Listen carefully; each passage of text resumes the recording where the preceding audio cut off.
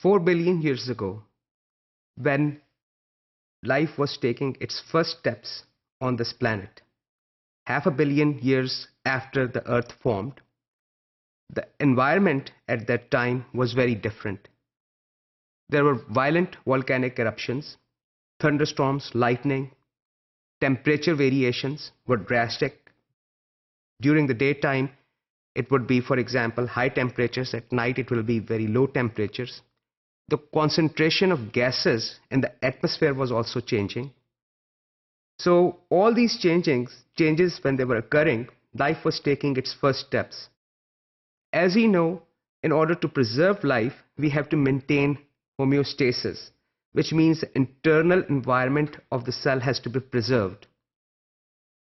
We know that there are two activities that are required for life. One, storage of information.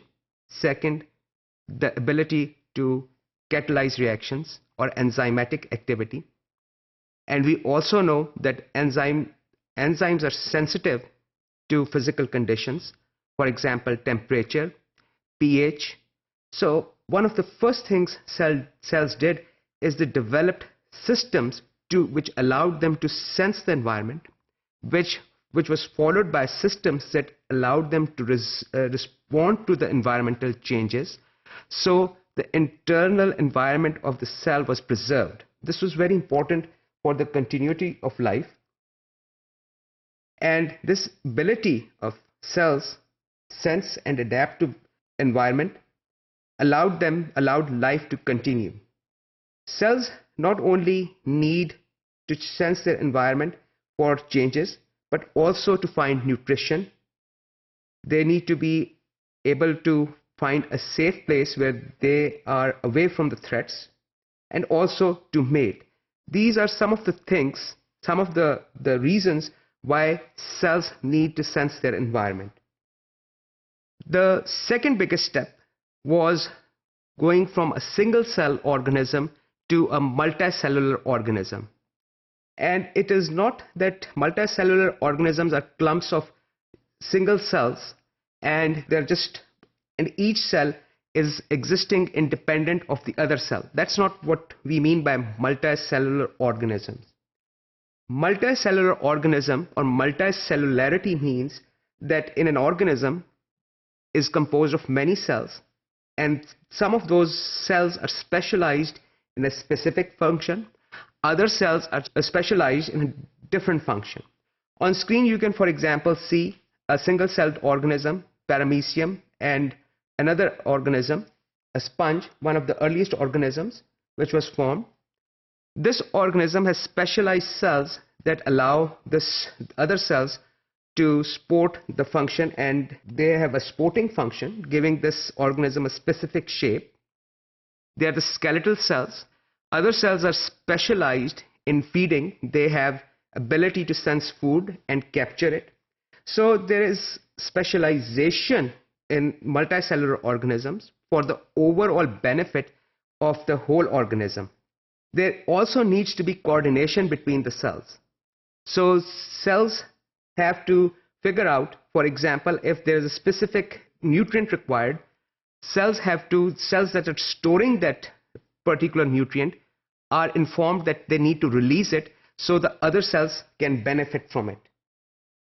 So this step from going from a single-celled organism to a multicellular organism took 2.5 billion years, whereas formation of the first life form on this planet took only 500 million years after the Earth had formed.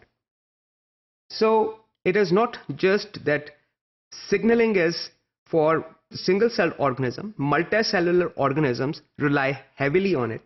Some of the necessary functions that signaling systems provide is, as I've mentioned earlier, in order to survive, for example, an organism which can sense its environment, it is becoming adverse for itself, it has to move. There has to be coordination. For example, when a person is running, the blood sugar is being metabolized and the level of glucose is decreasing in the blood. So there has to be a system that tells cells that are storing glucose in the form of glycogen in the liver cells, that information has to be conveyed to the liver cells to break up glycogen and release glucose. So this is the type of coordination I'm talking about.